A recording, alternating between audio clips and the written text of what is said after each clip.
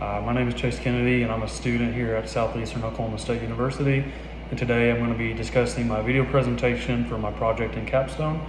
I do have some notes here on my laptop, so I may temporarily look away to read those. And I want to start by addressing my central problem, and that is there's a growing need for people of all ages to have reliable and affordable access to mental health services. And in my opinion, the current solutions being proposed and offered across the United States is not effective enough to give proper care to those in need. We all know people who have had issues with mental illnesses, and my question is, did they receive proper help? Unfortunately, I know a few different people who have struggled with mental health illnesses, and they have made decisions that I wish they could change and take back, but unfortunately that time has passed for them, and we have to live with their decisions, and it is sad. So of course I don't want anybody to go through that. And so that is why I believe this topic is important. Hundreds of studies performed in the United States have led to data showing the severity of a growing number of people with mental health issues. It seems like every year we hear more about mental health, and if something doesn't change and it doesn't slow down, it's just going to become more of a crisis, and of course that is not good for anybody. So I would like to see a change, and that is why I've decided this topic. Now the problem with this is there are some ethical issues. Fortunately, many individuals struggling with mental health illnesses are given improper treatment or no treatment at all due to ethical issues such as confidentiality issues and their vulnerability. Oftentimes, doctors or psychologists who are supposed to help the patient will release information about the patient, making them vulnerable to their own mental struggles as well as to individuals who want to take advantage of them. So a lot of people decide not to go get help because they're embarrassed and they're afraid that more people are going to find out, and this unfortunately does happen quite often. And in the end, it can lead to more issues for that person, because embarrassment is another big issue with people who are struggling with mental health. They don't want to be embarrassed. Their pride is hurt, and it can just lead them into deeper sadness. So ethical issues do play a big part, and it's something that needs to be addressed and changed, because there should not be any shame in mental health illnesses. We need to try to support those and let them know that it is okay to speak up.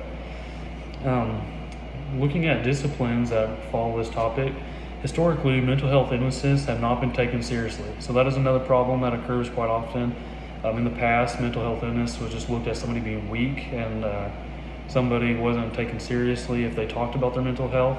So people still to this day don't discuss it because they're embarrassed to. They think that people are going to laugh at them or not take them serious, but it is changing and more people are taking it serious. So that is something that we need to continue to support, and hopefully more people will speak up. And as science has progressed through the years, there's now a better understanding what mental health illness is and how important it is to consider. So thankfully, there has been a shift at some point where people are seeing it as a disease, and we need to continue to do that and to push forward and to promote help as much as possible, allowing people to know that there is help out there if they need it, so they can make better decisions for themselves and get the help before they make decisions that they can't take back. Research. Treatment for mental health services continues to be expensive, and lack of insurance coverage offered for mental health services is often the cause for individuals having to seek help from undereducated professionals or receive no help at all. So that leads to my main question. I often wonder why there's a lack of insurance coverage for mental health services, and why it's so hard for psychologists to get reimbursed from insurance companies that do provide coverage. So unfortunately, this is a big deal, and this is why a lot of people don't get treated. Their insurance may not cover any policy that allows them to go seek help, or the psychologists that they're reaching out to will not accept that kind of insurance, and they're unable to basically pay that psychologist to be able to get the help they need. So instead of going to a professional psychologist, they're either seeking help from somebody who's not educated, or they're just not seeking it at all because they believe they can't pay out of pocket. So something definitely needs to change. We need to find a way to make it affordable for everybody, and for psychologists to be able to accept these insurances, and these insurances to work with psychologists, so we can start treating this more like a physical illness, and more people can get the help they need, because that is extremely important, and that is the biggest drawback right now, is people are just not able to get the help they need because of the price. So moving on to some journal articles that I've reviewed that I suggest you watch as well.